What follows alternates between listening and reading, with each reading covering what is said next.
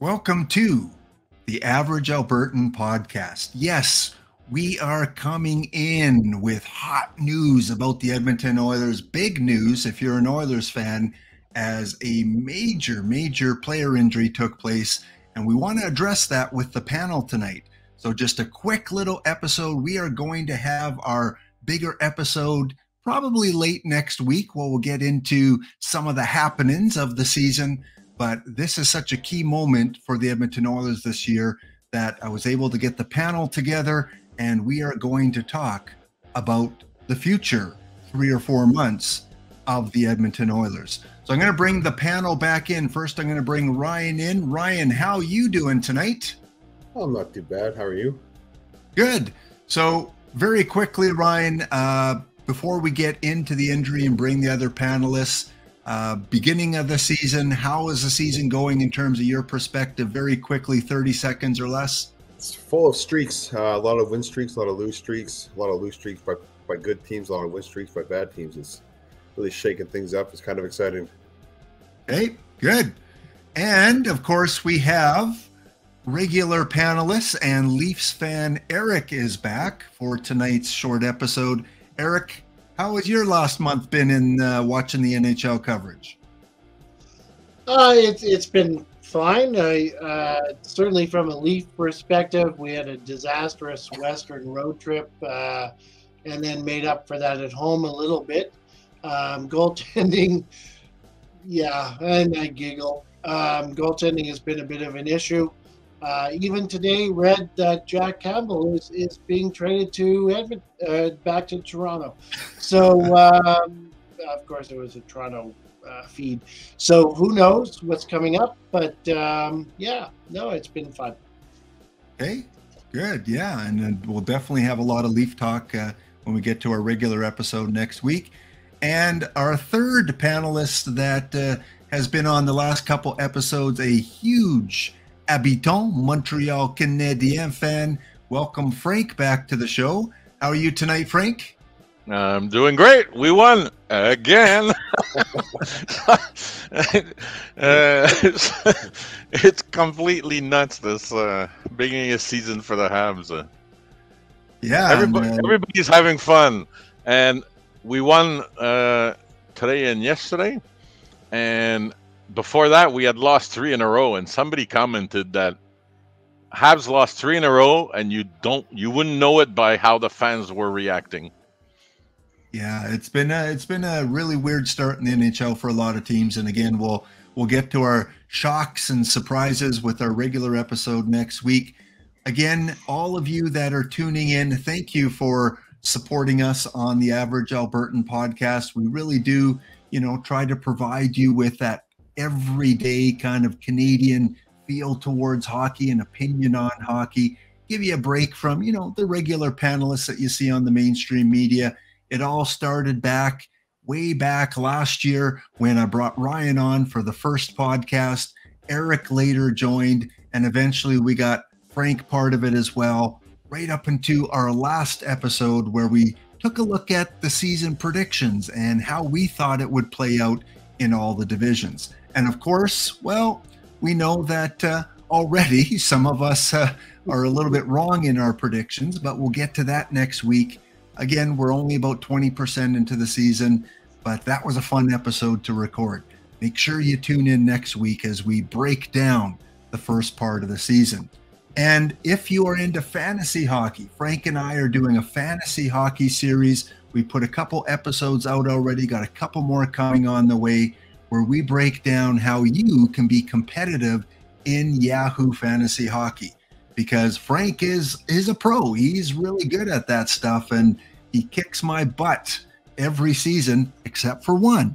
And he gives you some really good pointers on how you can improve your team if you're taking over from a manager that leaves the league and you step in to replace them. So watch those. We got a couple more on the way. Thank you guys again for all your support.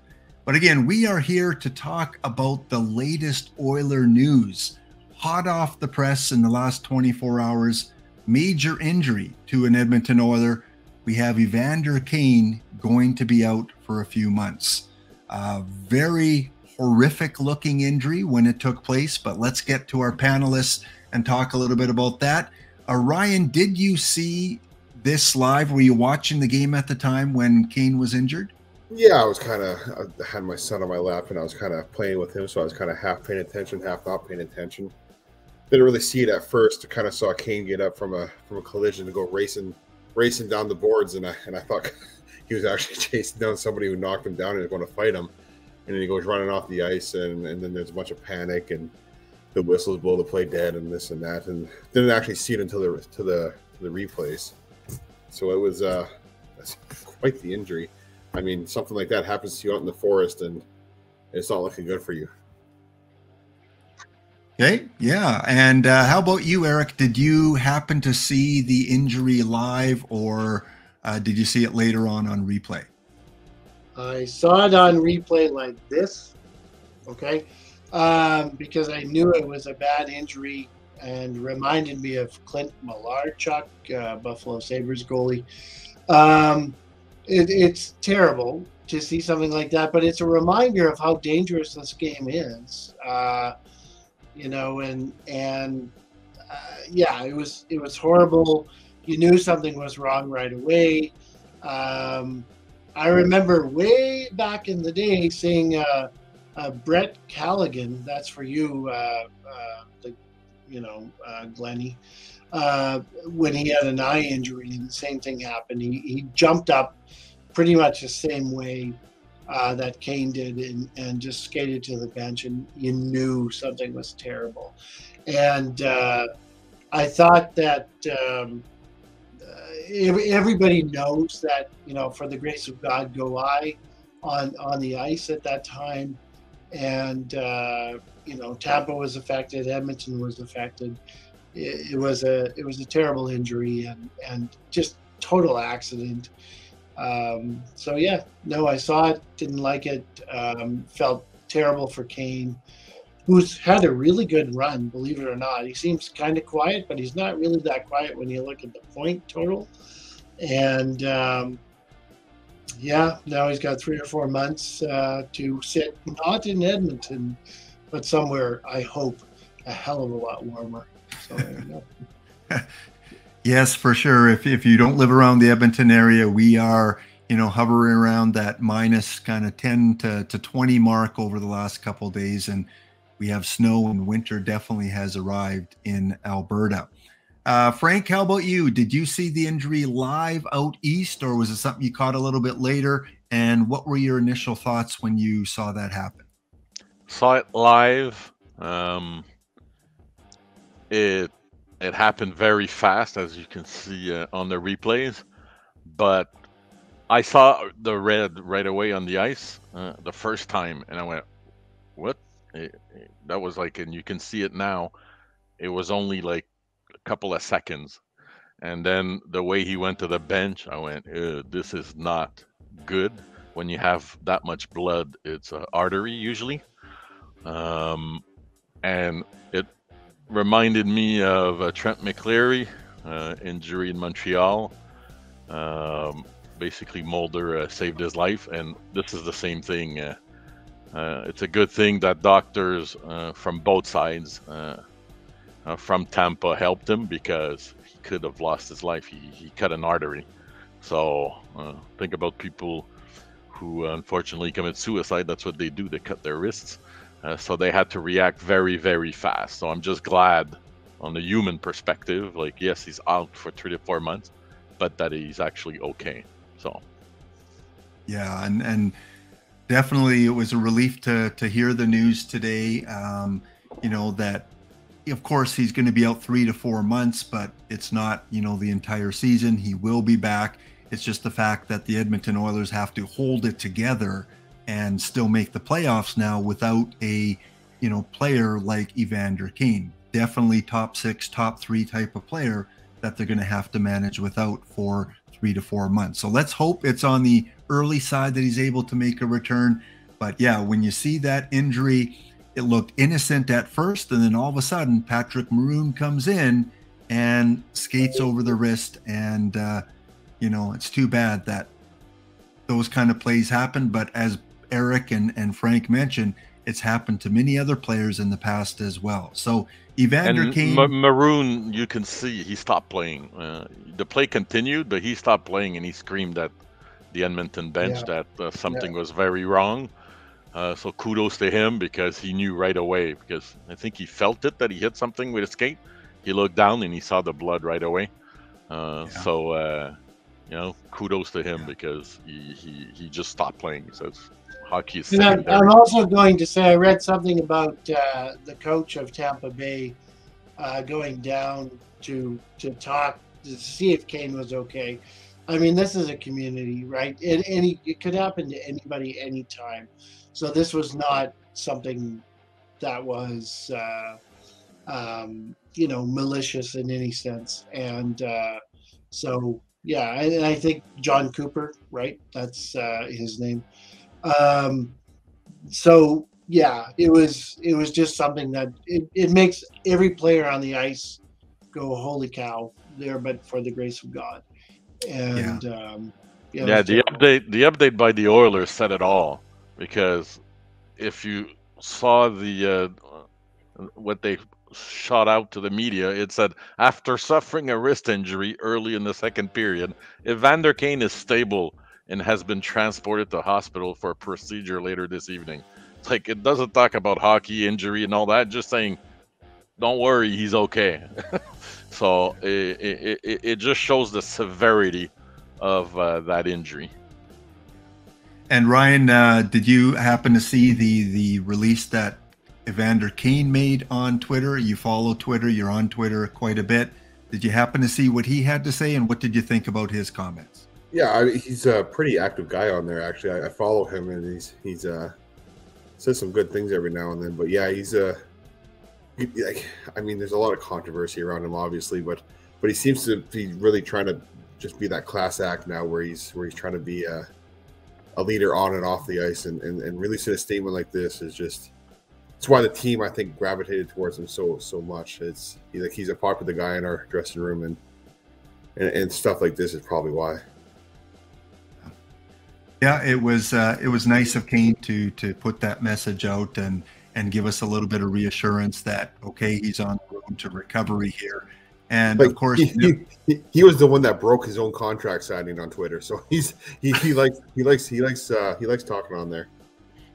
Yeah, he definitely is a Twitter social media type of guy. I guess the question now, panelists, is, now that we have this injury, this devastating injury for the Oilers, where do they go from here? How do they fill that hole in the lineup? So we'll start with you, Frank. When we take a look at their starting lineup and their top forwards, how do you fill that gap with a guy like Kane out of the lineup? You can't fill the gap. You do your best to stay above water until he comes back. People say, oh, finally, Puliarvi and Yamamoto are going to have a chance in the top six. Well, no, they've had a chance since the beginning of the year. They had a chance last year. So I don't know. Either they wait, because they have the top two scorers basically in the league. So either they try to see for the next 10 games what they can do with the people that they have, and see if they can play basically two forwards instead of using three, because the third one is useless right now. Just go pretend to occupy somebody and let the duos try to score, and then maybe trade or graduate. But I looked at Bakersfield in preparation, and nobody is really standing out down there. Bourgault has 6 points in 9 games. Seth Griffith has 10 points in 9 games, but only 1 goal. And you need a scorer. The biggest scorer is this Michael Kesselring, and he's a defenseman. He has 5 goals. So there's not a lot of help in the AHL. So it's either trade or go with your 2 big guns and, they've done this in the past. Pittsburgh has done this in the past when they've had injuries, play Malkin and Crosby on the same line. And Edmonton has done this more often, and they can do that maybe parts of the game just to get the lead, whatever, and then go back to splitting them. That's what I'll think they'll do, because trading is going to be hard, getting a productive player with the cap space that they have, because they can't use the whole cap space for the full year. When Kane comes back, they got to go back under the cap. So I think that's what they're going to do. It's going to be a replacement by committee, but they're going to stack the first line for parts of games. Okay. And Ryan, according to the Oilers Twitter from 7 hours ago, that they're calling up Matthias Janmark and Klim Kostin from Bakersfield. Not, your Evander Kane big name type players, but how do you see them filling that gap in the lineup and filling those holes, especially on the power play? How do you replace a guy like Kane? Well, I think the easy replacement is just putting Hyman on the power play full time with them, because they're kind of alternating between Hyman and Kane. With Janmark, he's only in the minors now because of where we are in the cap. If we had a little more room in the cap, he would have been up here with the team anyway. So I think that was just a natural sort of, we have opening now, come on up, Janmark type thing. And I don't know anything about that other guy, that Kostin. All I know is that we traded Samorukov for him. So be interested to see what he can bring, and if he can bring anything. I like Frank was saying there, it's going to be a replacement by committee type thing. There's definitely now more opportunity than there was for the Fogels and Yamamoto, Puljujärvi, Holloway to step up and see what they have. See if they can bring it. See if they can fill that gap. I mean, at least Fogel kind of has that body size that Kane has, but we definitely lost a lot of intimidation and size and physical play with Kane leaving, and I think we'll suffer with that. I think we'll be a little more easy to push around in the top six now. Okay. And Eric, how about you? When Edmonton Oilers, when they brought in Evander Kane, he was the perfect fit for McDavid. Like, he and McDavid gelled really well together, and he's that physical presence. He's, not the flash and dash that you would get with McDavid, so they complemented each other well. How do you see Edmonton going forward without Kane? It's going to be tough. Other teams have to deal with injuries. I would put Kane as number 4, as the most important offensive person. And so that means I put Hyman ahead of him. And obviously the other two speak for themselves. So that's, anytime you lose somebody in your top 5, it's going to hurt you. But this Janmark is intriguing to me. He's not a replacement, don't get me wrong. But at the same time, when you look at his stats, as I'm kind of doing as we chat, certainly in Dallas, he's, that was a long time ago. It was 2015, 2016, so I guess that was a rookie year. He's got 15 goals, and even in his last year, and that was with Vegas, he had 9 and 16 points for 16 assists for 25 points. He can contribute. And I've been really frustrated to a certain extent with Puljujärvi. I think they've been putting him on the top line just to say, hey, man, score some, please, God, so that we can trade you.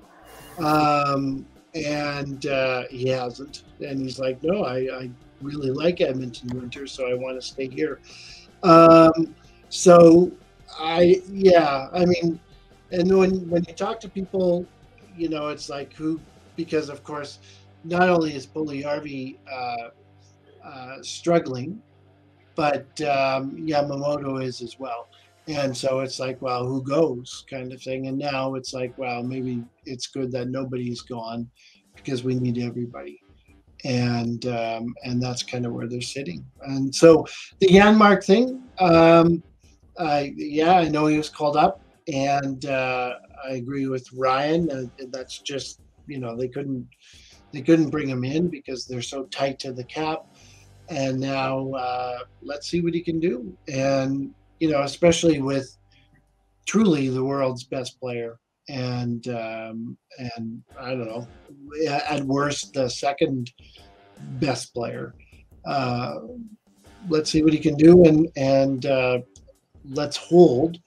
I wasn't devastated by this because it happened early, and Kane, I hope will come back, and I know we're going to have that future discussion about, well, is he still shooting the puck the same way, and so on and so forth. But that we're looking at February and March. Those are crunch times, and that still gives them enough time for the playoffs. I've really, really, really liked Kane's attitude. The Oilers haven't had that for a while, where somebody's going to elbow you in the face and he doesn't care. We haven't had that kind of player for a while, and he's taken a lot of penalties. But okay, let him rest. Let him go to Hawaii or whatever to rest, and then bring him back. And I think it's going to be okay, Oil fans. I really do. I don't despair. And at worst, if you want, trade him to the Leafs. We'll take him. And no, you don't have any cap space either. Well, no, but we have several players that we can trade for you, and we'll take. Oh, they'll take Marner for sure. But to go to your point, just one sec there, Frank. Just one sec, because I do have a specific question I want to ask you, and we talked about it, on one of our fantasy drafts, and you kind of mentioned why Kane was such a good fit with McDavid. So maybe enlighten kind of the hockey fans out there that aren't really familiar with Edmonton as much. Why is Kane such a good fit on McDavid's line? Yeah, McDavid is so creative, so fast. He suffers from his high IQ, and getting his line mates on his level to see what he's going to do next is very difficult. And Kane is end of his 20s, and Kane is just a pure shooter. When earlier in his career, people would criticize him because he just shot the puck from everywhere. He had near 400 shots if you look at his stats, etc. So he just puts his stick on the ice, and this is how I envision the conversation between him and McDavid is, yeah, whatever, do what the hell you want. I'll just wait for you to give me the puck and I'll shoot it.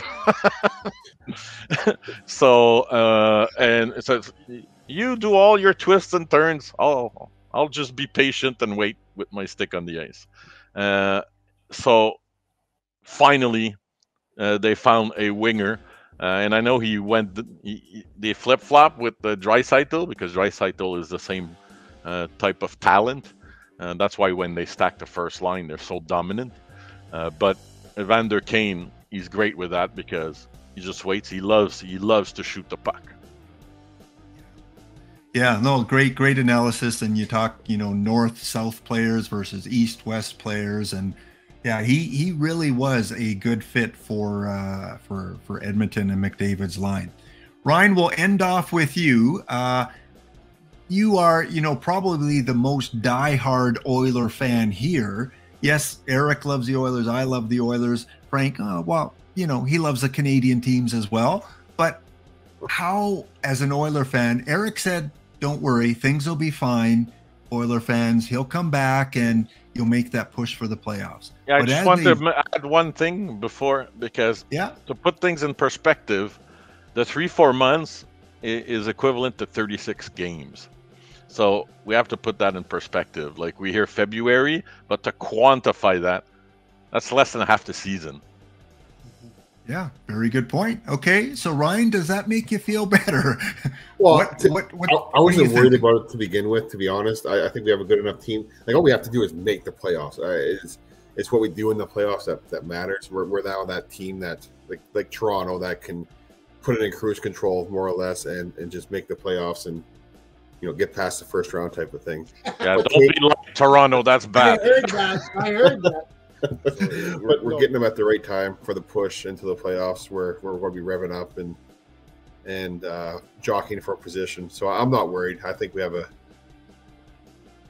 McDavid and Draisaitl aren't going to let us fall out of the playoffs. So I'm not worried. Okay. And I don't think anybody should be worried. They played fine without him before we got him last year. I think we're turning it around regardless if he came or not. So I'm not worried. Campbell's the biggest worry for making the playoffs. Yeah. No, that is true. That is true. And we've had a season where McDavid was injured and he was out for a large part of the season. I think it was his rookie year. Hence, he didn't win the Calder Award. That went to. Started on that. That went to who? Did it go to Panarin that year? Yeah. I think it went to Panarin. Yeah. And we've had Ryan Nugent-Hopkins early in his career when he was one of the top guns. He went out with long-term injury, and even Draisaitl in the playoffs. So I like the fact that he is going to be back for the playoffs, and he should be fresh. He should have enough time to get back into game shape, play 10 to 15 games, and then be the freshest of all the Oilers for the playoffs. And if it's a broken leg or something, where he rips some major muscles in his legs, that's more of a worry because you don't know if players can come back as easily from that. But with the risk, just a point on that, Stamkos, for example, what a player he is. But good God, how many times he broke a leg just before the Olympics. And I look at that injury as being much worse than what this was. And trust me, I've never suffered either.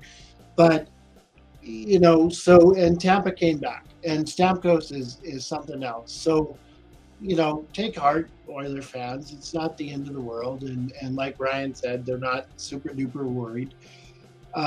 It'll be fine. I almost wish that he was out until the playoffs so we could do something with that 4.5 cap hit. Get another top 6 forward and then load up for the playoffs and do something, along the lines of Tampa Bay and Vegas, where all those players that are on the LTIR all of a sudden become healthy the first day of the playoffs. Yeah. Do the Kucherov. Yeah. You spend enough cap money for 2 teams basically with Tampa Bay, but hey, any way to work around the rules, and teams are going to find ways to do that. Well, guys, again, thank you so much for joining us on this very short notice to come together and talk a little bit about the Kane situation.